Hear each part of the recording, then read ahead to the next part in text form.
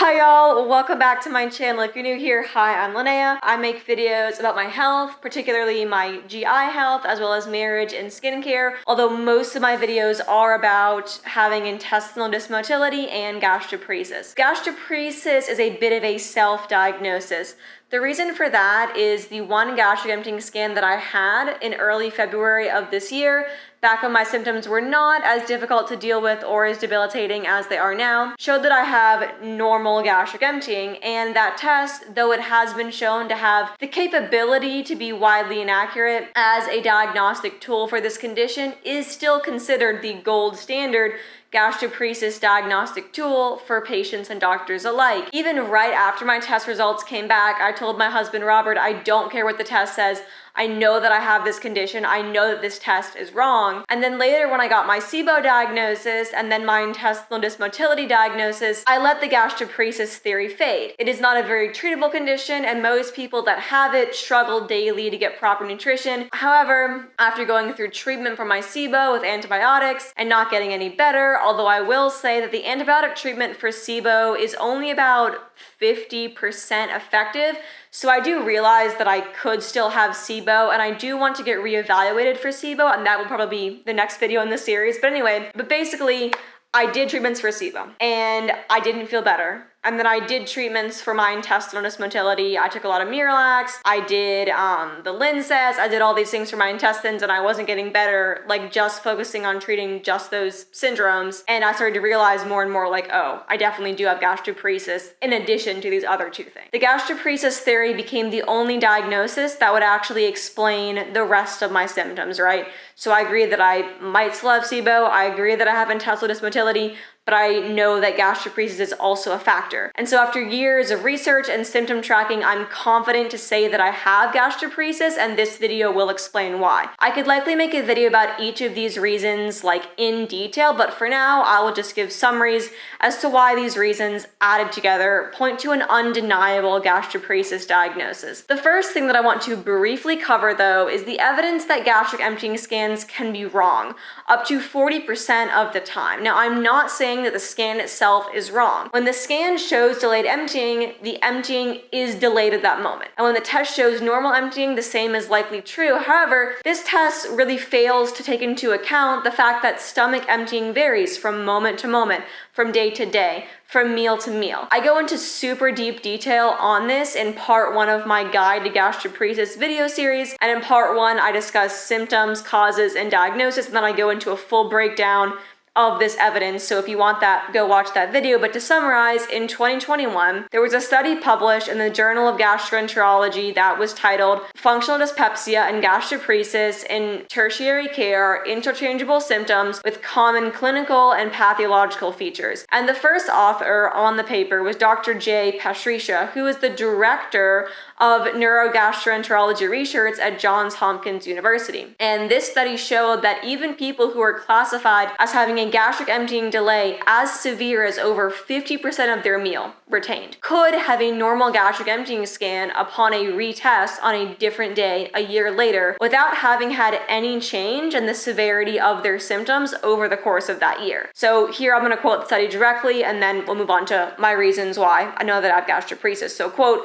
overall, 41% of this cohort could be categorically transferred from one group to the other after 48 weeks. Of 189 patients with a diagnosis of gastroparesis at baseline, 79 or 42% had normal emptying at 48 weeks, thus no longer satisfying the definition of gastroparesis. Conversely, 60 patients with functional dyspepsia or normal gastric emptying at baseline, 22 or 37% showed delayed emptying at 48 weeks, thus qualifying for the diagnosis of gastroparesis. These findings hold true irrespective of etiology, as 41% of the idiopathic and 39% of the diabetic population undergo a change in the diagnosis of functional dyspepsia or gastroparesis after 48 weeks. Further analysis confirmed that these patients were not just borderline cases that narrowly met the criteria for gastroparesis. Even 27% of patients with extreme gastroparesis, so over 50% gastric retention at 4 hours were shown to have normal gastric emptying at their second scan. If you want to read the full study, I've linked it below, but the reason I bring it up is to show that I am not the only one questioning the results of these scans. Other top doctors are questioning it too, and proving that this scan can misdiagnose people at an alarmingly high rate. So with that said, let's get into the reasons that I know or believe that I have gastroparesis. I'm going to cite these reasons in the general order in which they happened to me or that I discovered them. Reason number 1 is loss of appetite. This is a huge one for me because I have never struggled with appetite in my entire life prior to gastroparesis starting to develop a few years ago. As a kid, I would never forget to eat. I was always snacking. I was always thinking about my next meal. I never ever understood people who said they forgot to eat or were not hungry during certain parts of the day. I was hungry from the moment that I woke up, and I would always eat a huge breakfast. Even when I had my eating disorder, which was all through high school, skipping meals was never a part of it. I would still eat 3 times a day, and I would even have snacks. I was just eating smaller portions and lower calorie items. And while I had my eating disorder, I never had loss of appetite. I was just hungry all the time and thinking about food all the time, even though I was limiting my eating. I remember staring at the clock and counting down the minutes until I could have my designated meals. However, ever since the gastroparesis, I genuinely never wake up truly hungry and desiring food anymore. Now, I do wake up with low blood sugar sickness a lot, but that is not followed by a desire to eat, which is also super strange to me. I will put off eating now without even thinking about it. I will forget to eat for hours. I have felt disgusted by eating a lot of the time, and I often feel as though nothing in the world sounds good to eat. I never really have cravings anymore. Like, cravings are very rare to me. All of this is very new to me since gastroparesis began to develop. Reason number 2. High volume and sometimes even low volume meals make me physically and emotionally full. So this is one that is similar to the first reason, but it is different, and I will explain why. Prior to my gastroparesis beginning to develop, I could eat lots of lower calorie, high volume foods like salads, fruit bowls, and big plates of vegetables, which all used to be some of my favorite foods, by the way. And I would still be hungry and have room in my stomach for more calorie-dense foods that I would need to have a balanced meal. So for example, I could snack on a bowl of fruit, then eat a salad, and then still be hungry for foods that are more calorie and different types of nutrient rich, like salmon and rice, or mac and cheese, or something for the main portion of my meal. And I would be able to have volume in my stomach and still have room in my stomach and have the ability to feel that I wanted and needed more food that would meet my additional caloric and nutritional requirements. And at this point, there is no way for me to differentiate. My hunger and desire for food is really disconnected from my body's actual nutritional needs. If I get a full feeling from anything, it could be a substantial meal, or it could be as small as a few bites of applesauce, or even a few sips of juice. Once I get physically full, I am completely disgusted by having another bite. I will start to get nausea and pain, even if I did not eat nearly enough calories or nutrients for my body to function properly as it awaits the next time that I eat. I hope that one made sense. But basically just the difference between I used to be able to eat as much as I needed to, and now I really can't. Reason number 3, early fullness. I get full so quickly, and when I do start to feel full, it is not a type of fullness that I can push through at all. I used to be able to push through fullness and to eat more if I wanted to due to the taste, or if I just felt my body needed the extra food. Now if I start to get full, which can happen in as little as a few bites on really bad days, and on worse days can happen from liquids, I will get pain that is really debilitating, and the taste and smell of food will become disgusting to me. In an instance, in one bite, I'll go from enjoying it to this is so gross, I'm so full. I can have a bite that tastes good, and by the next bite, I am just totally disgusted, and I can't believe I would eat any more of that given food, even if it is a favorite food of mine. You know how that can happen, after a really big meal, that being so full you're disgusted by food? That happens to me every time that I get full. That is why I can never just push through or just keep eating. Reason number 4, lots of nausea and vomiting. I know nausea and vomiting can be associated with other conditions, as I got into the details on my guide to gastroparesis video. But as I showed in that video, the fact that I have nausea that is so persistent and daily and long lasting is more consistent with gastroparesis than any other potential mimicking conditions like cyclic vomiting syndrome or rumination syndrome. Also, the fact that I have vomiting on some days that can happen so often and even after meals as simple and small as like yogurt is also really indicative of gastroparesis over anything else. As Dr. Lisa Lin discusses in her talk on gastroparesis versus functional dyspepsia at UCLA, she points out, like, if you have a lot of nausea and vomiting as your primary symptoms, you most likely have delayed gastric emptying as opposed to functional dyspepsia. And lastly, another huge clue that I've gotten from my vomiting that is extremely indicative of gastroparesis is the amount of times the vomiting won't start until 5 to even 8 hours after I've eaten a meal. And potentially, like, this will happen, after not having had anything else to eat during those hours. I just have the big meal, and then 5 to 8 hours later, the vomiting starts. And when that happens, I'll be vomiting up undigested chunks of food from meals that were 5 to 8 hours prior, thereby proving that foods that I eat sit undigested in my stomach for long periods of time and cause a lot of these unpleasant symptoms and appetite issues. Like, seriously, these foods are so undigested I can easily see and taste that they're the same exact foods that I had many, many hours earlier. And this is especially clear if I had that big meal and then for 8 hours I didn't eat and then the vomiting started and the chunks come up and stuff like that. Not trying to be gross with this, but it's helpful to explain this. Reason number 5, the types of pain that I get. My gastroparesis causes me a lot of pain, and it is pain that is very specific to my stomach. I rarely ever get any intestinal pain. Intestinal pain only happens for me when I'm very constipated. Otherwise, it's stomach pain. It's right here. So it's the pain in and surrounding my stomach, which is high up on my abdomen. When I get fullness pain, it feels like my stomach is stretched to its absolute limit. Imagine Thanksgiving Day level of stomach stretch, but it happens after normal sized and even small meals.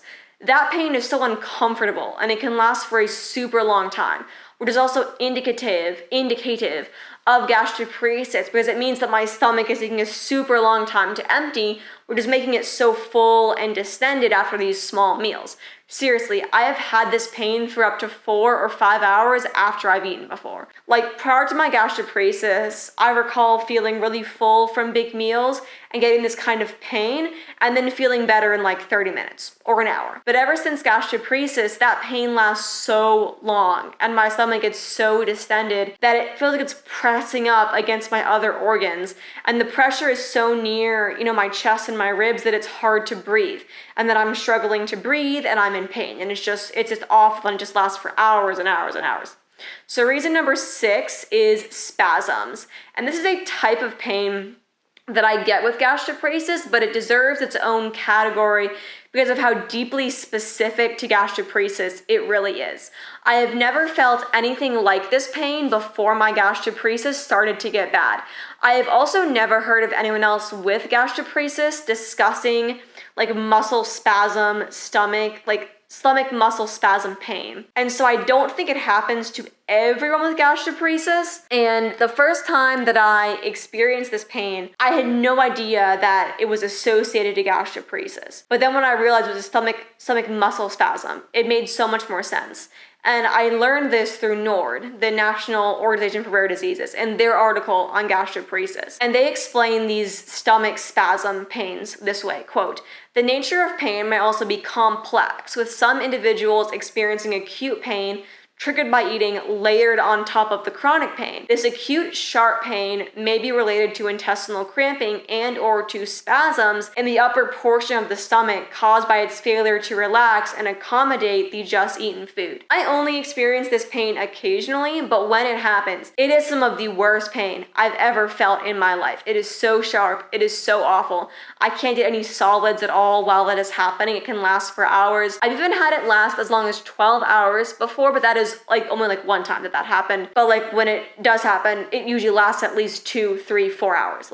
12 hours is really long, but it doesn't just go away. It lasts for hours every single time. When this pain does happen, this pain has made Robert and I want to go to the hospital at times because it is just so scary. The one time that I had this kind of pain at work, I had to just leave work and go home because I was hurting so much, and I would almost pass out every time that I tried to stand up, and I couldn't focus on anything because the pain just hurt so much. Reason number 7, I don't know, I'm running out of fingers. My intestinal symptoms do not necessarily correlate to my stomach function related symptoms. Even if I am not constipated at all, I can still have gastroparesis symptoms and vice versa. So the best example of this is after I did my most recent colon prep, which was not even for a colonoscopy.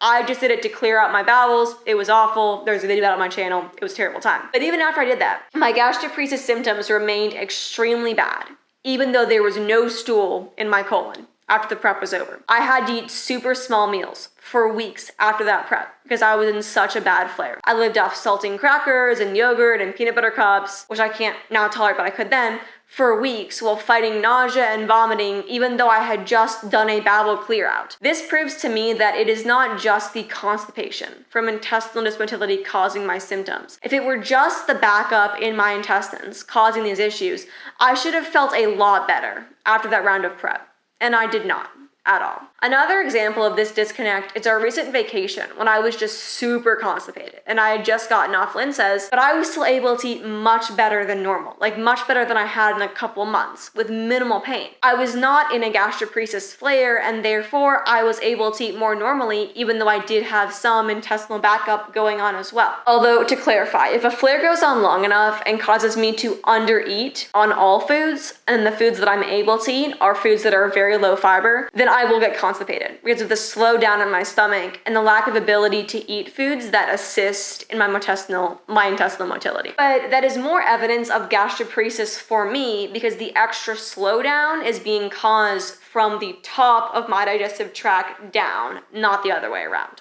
That's what I'm trying to say there. Reason number 8, no matter how many laxatives I take and how much I poop, I still have gastroparesis symptoms. Over this past year, I have done so much to improve my intestinal motility because doctors and I thought that was the main issue.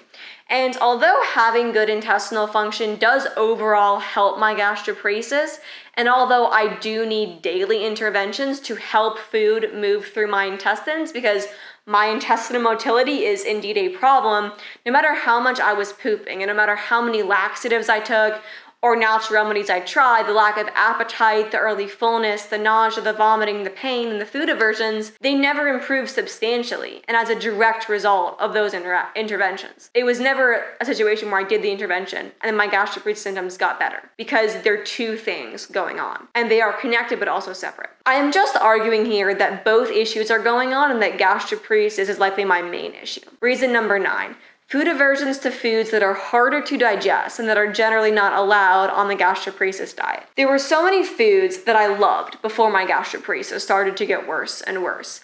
These food aversions developed slowly over time as I had more and more pain, discomfort, nausea, and vomiting from these foods. Yet all of them are higher in fiber or fat and hard to digest. My body knows what food is going to hurt and sends me those signals loud and clear. I do sometimes desire these foods on better symptom days, but I don't like them or love them the way that I used to, and they're no longer a regular part of my diet. And these foods that I used to love, that I no longer love and have aversions to, are raw vegetables, greens, berries, apples, oatmeal, granola, nuts, eggs, fried foods, beans, to name a few. Reason number 10, which is related, food cravings for foods that are easy to digest and are going to give me the calories I desperately need as I struggle to get proper nutrition to function from day to day. I crave foods that I never craved before, and unsurprisingly, these are all safe foods for me and foods that I rely on when I'm unable to eat anything else. I now crave drinkable low-fat yogurt, popsicles, juices, gummies, white bread, white pasta, and bagels, to name a few. These are all foods that I used to only have occasionally, and they were not foods that I wanted to eat daily, because I enjoyed, for example, the taste of whole grain bread better than the taste of white bread, and the taste of whole fruits better than like their low fiber, more processed counterparts. I will make a whole video soon on how gastroparesis has completely changed my food preferences and mindset around food, because it truly has.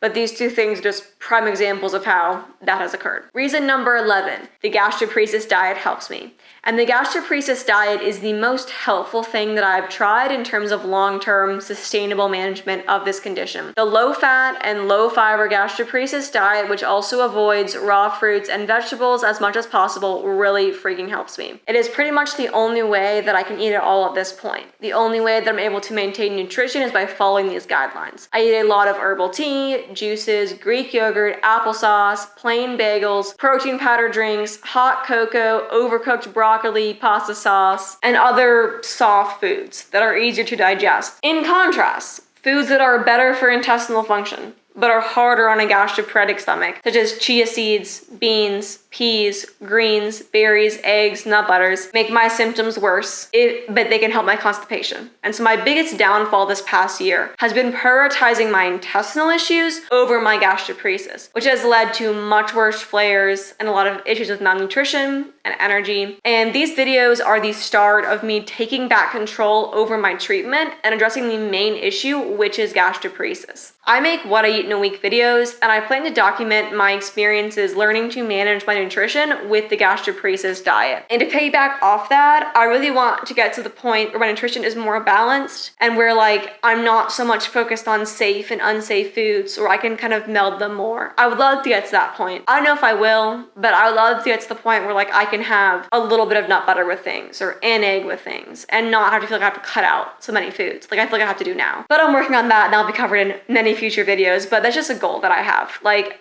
I want to be able to, through focusing on the gastroparesis diet, to get better. That's my hope. And that's kind of what I'm starting with these videos, or this series. So reason number 12, I tried the only FDA-approved medication for gastroparesis, which is Reglan, and it helped me a lot. I used this medication a couple of years ago when my gastroparesis was not as bad as it is now. It helped a lot with the prolonged fullness and the pain that I would get after eating. I only used it for a few weeks, but during those weeks I had so much less pain after eating, and I didn't feel like I was painfully full and painfully bloated for so many hours after eating either. And at the time that I tried Reglan, prolonged fullness, bloating, and pain were my main issues, so I was happy with how much it helped with those issues. The reason I only took it for a short time was because of how dangerous of a medication it is. Reglan is never used for long periods of time, except in very rare cases, and even then it is super risky. Reason number 13, the CT scan that I had in December of 2021, when Robert and I went to the emergency room due to the fact that I couldn't stop vomiting, showed an extremely enlarged stomach after having not eaten for over 5 hours before the scan was taken. The ER doctor who saw me that night and who went over the scan with me even pointed out that it looked like I had just eaten on the scan. And at the time, Robert and I were already thinking that I had gastroparesis. We asked him about it, and he said that based on how distended my stomach was after many hours,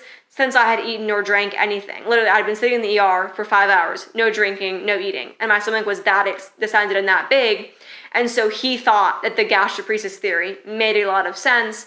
And he also noticed that my gallbladder was behaving as if I had just eaten and releasing secretions or something. And so he was shocked when I said that it had been 5 hours since I last ate or drank. My gastroenterologist did not agree with these thoughts on the CT scan when we asked her about it, but you can be the judge of my giant stomach. When I saw the scan, I immediately knew that my stomach, that like gastroparesis was happening, because my stomach was so big, like it was just huge. And even though I had suspected gastroparesis, I was in shock when I saw the scan, because the scan seemed to imply that my gastroparesis was worse than I had assumed that it was. Reason number 14, needing nausea medication like Zofran to function on a frequent basis. Again, this is a sign that my nausea is very severe and debilitating on a daily basis, which is indicative of having gastroparesis rather than a different condition. Reason number 15, the insane amount of difficulty that I have with eating and maintaining my energy and my nourishment. I have lost almost all my muscle mass. My metabolism is all messed up. My blood sugar is always all over the place.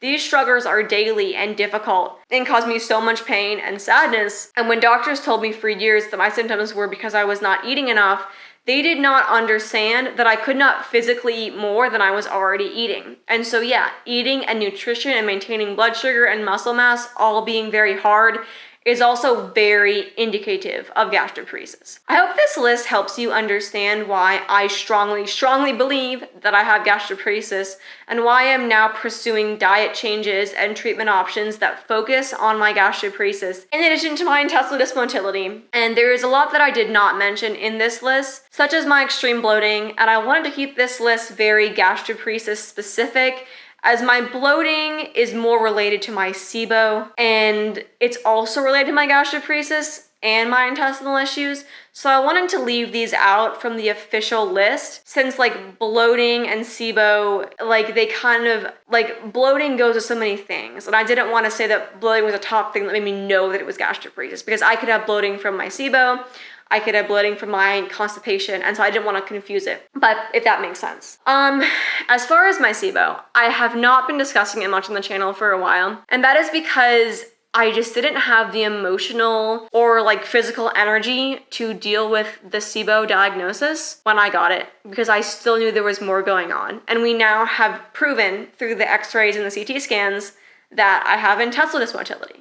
And then I've proven through all of these reasons and my personal experiences and the treatments that help or hurt that I have gastroparesis. And so now I know a fuller picture. I know that I'm dealing with the SIBO, but also the gastroparesis and also the intestinal dysmotility. And I had to get there. I had to get to the point to where I felt like I had a full picture before I could effectively treat anything, in my mind. Because I feel like this whole year has been sort of yo-yoing, trying to fix random things and not really fixing anything. But anyway, there'll be a longer video about that coming out very soon, and I'm seeing my GI doctor very soon, so we will get answers about that. But again, I hope this video was helpful for you if you have gastroparesis or considering if you have it. I hope that if you hear these reasons that might be helpful to you, and also help you understand why I have decided that I have gastroparesis, even though I didn't, have a scan that showed it. And that's why I'm also treating my diet as if I have it. So anyway, thank you for watching. I'm in a lot of pain right now, so it's been hard and I want to get off the video. But please subscribe, please like and comment, and I will see you in my next video about GI issues. And there'll be a lot of them coming, so don't worry, there's a lot coming. See you in the next one.